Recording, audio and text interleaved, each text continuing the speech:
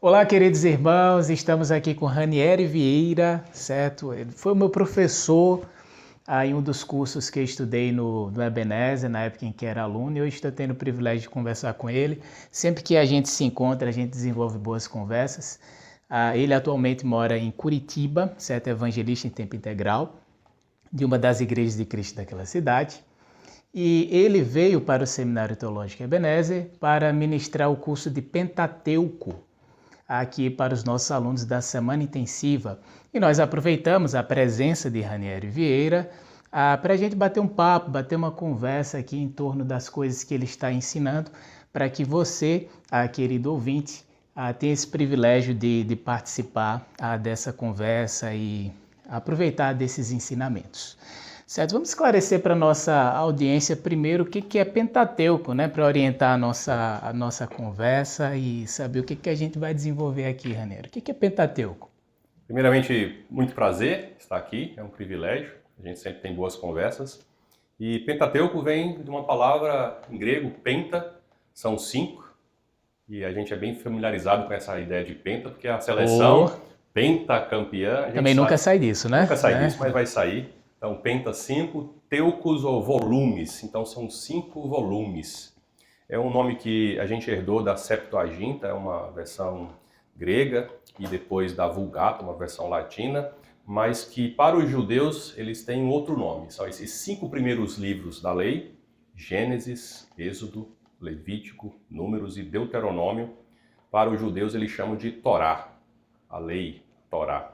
Para os judeus, eles até usam um acróstico para falar sobre os livros da lei, ou os livros do Antigo Testamento para nós, que é a Torá, o Nevim e o Ketuvim. Pegando um pedacinho de cada uma dessas palavras é a Tanakh. Então, para eles, o coração da Tanakh é a Torá. Então, o que chamamos de Antigo Testamento, eles chamam de Taná. Exatamente. Entendi, certo. Ranieri, o Pentateuco, os 5 primeiros livros de Moisés, tem muita informação importante para a nossa vida.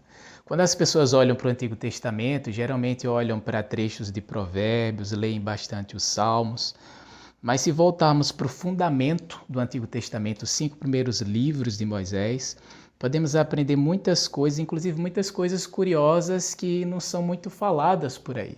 Então, de acordo com a sua experiência, com seus estudos, as suas leituras, você poderia falar para a gente um tipo de questão que aparece no Pentateuco, mas as pessoas não prestam muita atenção ou não estão divulgando, que interpretam errado?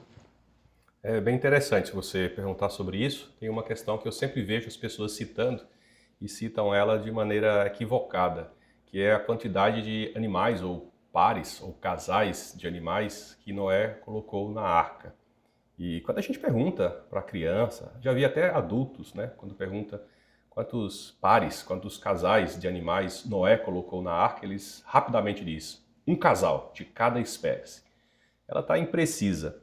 Em Gênesis 7, capítulo 7, versículo 2 e 3, quando Deus vai orientar sobre isso, orienta a Noé a colocar 7 pares, um macho e uma fêmea, de cada animal puro.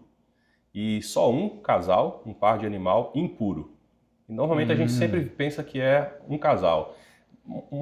Um dado interessante é que essas questões de animais puros ou impuros só vai ficar fechada em Levítico. Como é que Noé sabia que eram animais puros ou impuros se essa descrição só chega em Levítico? Interessante.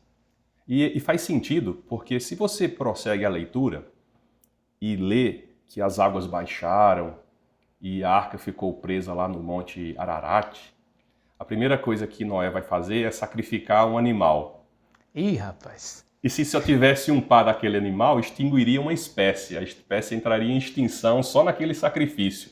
Sim. Mas como ele é um animal puro, o animal que pode ser sacrificado, ele ainda tem 6 outros pares desse animal de reserva.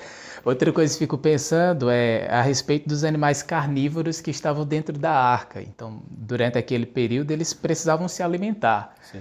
Então, como é que funcionaria a vida do leão, né? da onça e de animais assim, certo? Se só existisse, de fato, um casal, né, de cada espécie. Então, algumas espécies iam entrar em extinção dentro da própria arca, né? Sim. A gente tem uma série de perguntas que a gente diz que são perguntas que a gente vai fazer para Deus quando estiver nos céus, né? Talvez o funcionamento da arca seria uma dessas.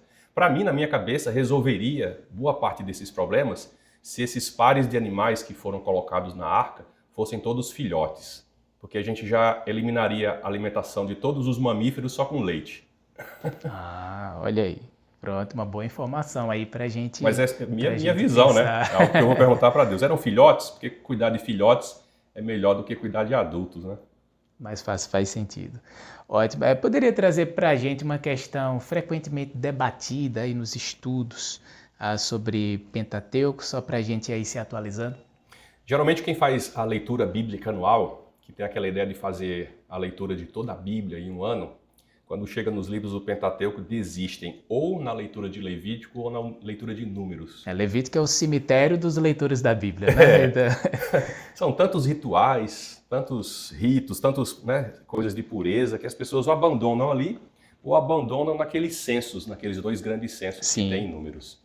E as pessoas acham muito chato ler Levítico. E eu acho que é porque eles não entendem a estrutura de Levítico. Tem uma questão permanente em Pentateuco que é como Deus vai solucionar o problema da impureza ou de uma geração corrompida. E a ideia é que Deus quer habitar no meio deles. O ser humano, a humanidade, foi criada à imagem e semelhança de Deus. E eles perderam essa condição quando do pecado. E se tornaram uma geração caída, corrompida. Então, como Deus, sendo tão puro, tão bom, vai habitar no meio de uma geração corrompida? O Pentateuco está solucionando isso para a gente. E ele chega em Levítico estabelecendo essa solução de Deus. Como um Deus que é tão puro, tão bom, tão justo, vai habitar no meio de um povo tão impuro. Porque pode ser terrível habitar no meio de um povo impuro. E a figura dessa habitação de Deus, dessa permanência de Deus no meio deles, é por meio de um objeto, que é o tabernáculo. O tabernáculo representa a presença de Deus. Mais especificamente, dentro do tabernáculo, um lugar muito especial chamado Santo dos Santos, tem uma caixinha dourada chamada de Arca da Aliança, que essa é realmente o símbolo máximo da presença de Deus. Mas nem todo mundo pode entrar. A ideia é que esse símbolo também representa esse símbolo de santidade, porque Deus é santo, ele espera que todos sejam santos.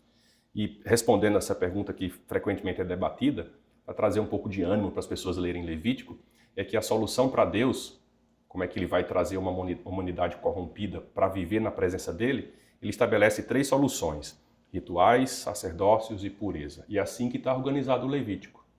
Os rituais são para tirar essa imagem de morte que eles carregam para viver diante de um Deus que é vida. É muito importante você mencionar esses rituais, que não são rituais de bruxaria, necromancia, nem de alguma coisa esquisita, mas são rituais, na verdade, cerimônias religiosas em qual as pessoas, de fato, participavam dessas cerimônias para louvar a Deus, para que Deus fosse honrado através daquelas atividades que foram prescritas pelo próprio Deus, é isso? Isso mesmo, Deus estava ensinando eles a ter uma atitude, um comportamento que espelhasse a sua natureza e o seu caráter. Basicamente, esses rituais eram sacrifícios.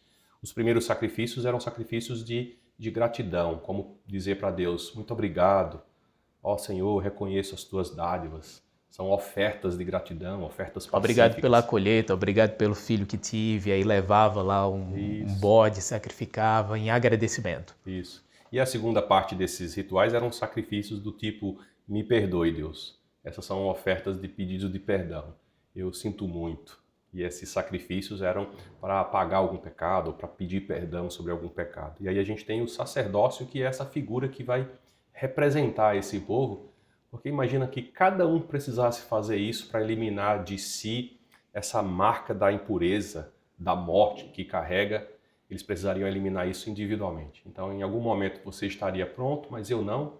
E esperar 600 mil pessoas, muito mais de 600 mil, eles não iam conseguir nunca, né?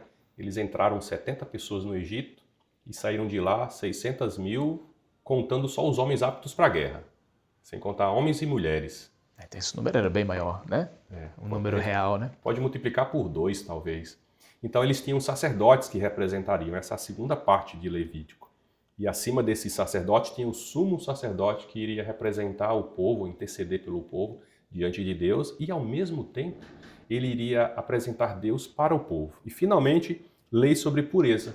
Purezas morais, purezas sexuais, purezas sobre justiça social. E todo esse conjunto é uma solução que Deus está propondo para o povo para habitar no meio deles um povo santo, assim como Deus é santo. Trazendo essa ideia, é a ideia de que eu quero tornar mais atrativo a leitura de Levítico, não a leitura bíblica anual, a pessoa não desistir de ler lá. Ah, legal. Então você falou do representante do povo, certo? Essa representação seria necessária.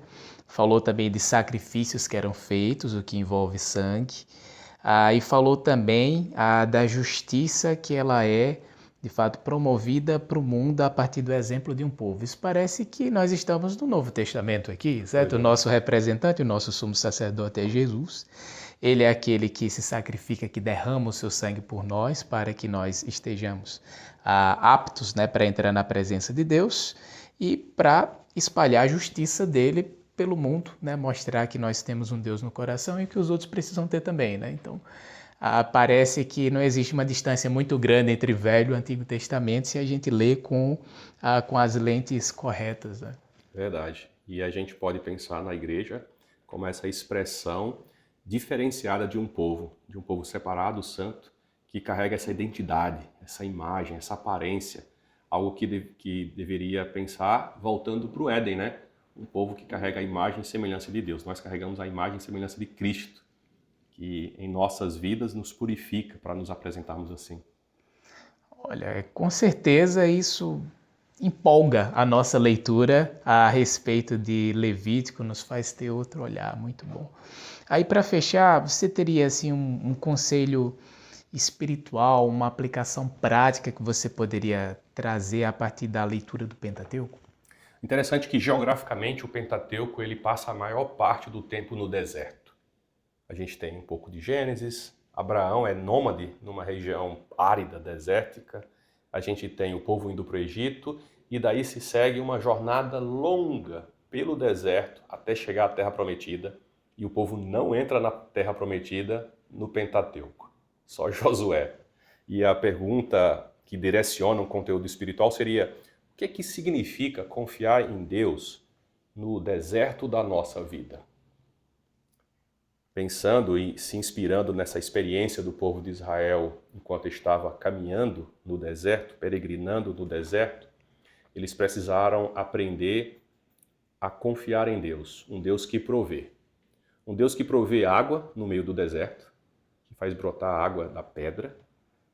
Um Deus que provê alimento do nada, o maná que veio do céu. E a palavra maná é outra curiosidade. As pessoas não sabem o que quer dizer a palavra maná. Maná quer dizer o que é isso. E eles acabaram tendo que confiar em Deus, que Ele iria derramar ou fazer cair o maná todos os dias. E eles poderiam pegar todos os dias aquela provisão. Aprender a importância de obedecer e ter fé diante dos obstáculos. E aprender a não murmurar, não reclamar. Pensei, para mim esse período de espera é um período de confiança e de acreditar que aquela espera não é uma indiferença da parte de Deus. Deus não está indiferente com eles. Na verdade, Deus está construindo um período em que Ele vai manifestar algo maior ainda. Você lembra da passagem de João, quando de João, né? João capítulo 11, em que Jesus recebe a notícia de que Lázaro está à beira da morte? Sim. Que Marta e Maria vão avisar o mestre de que o irmão está à beira da morte. E propositadamente Jesus não vai assim que recebe a notícia, ele espera algum tempo. E quando chega lá, as irmãs até dizem para Jesus literalmente: Senhor, mestre, se estivesses aqui, meu irmão não teria morrido. E parece que essa espera foi uma indiferença da parte de Jesus. Mas pensando bem, se Jesus tivesse chegado lá enquanto Lázaro ainda estava enfermo, seria um grande milagre recuperar a saúde de Lázaro. Mas quão grande milagre não foi ressuscitar Lázaro? E esse período de espera, esse deserto na vida de Marta e de Maria, foi na verdade para manifestar algo maior ainda. Então a pergunta é: o que significa confiar em Deus no deserto da nossa vida?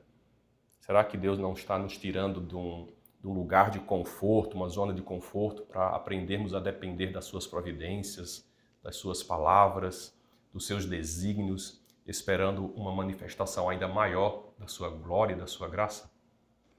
Ranieri, é interessante você trazer esse conselho espiritual pensando na realidade do deserto, porque o Pentateuco acontece, o conteúdo do Pentateuco rola muito no deserto, né? Então, desde Êxodo, capítulo de número 16, até o final de Números, né? Então temos toda uma vida aí no deserto acontecendo. O livro de Levítico, ele é inteiro, né, no contexto do deserto, né? O livro de Números inteiro naquele ambiente árido e difícil de lidar. Então, muito interessante esse conselho, acho que casa bem com o conteúdo do Pentateuco, com o ambiente em que o povo de Israel está vivendo, certo? Querido ouvinte, querido telespectador, foi um prazer ter você aqui até o fim vendo essa conversa. Desejamos que Deus abençoe a sua vida e que você progrida nos estudos bíblicos. E fique sabendo que o Seminário Teológico Ebenezer está à disposição para servir você, certo? Que Cristo seja a nossa força.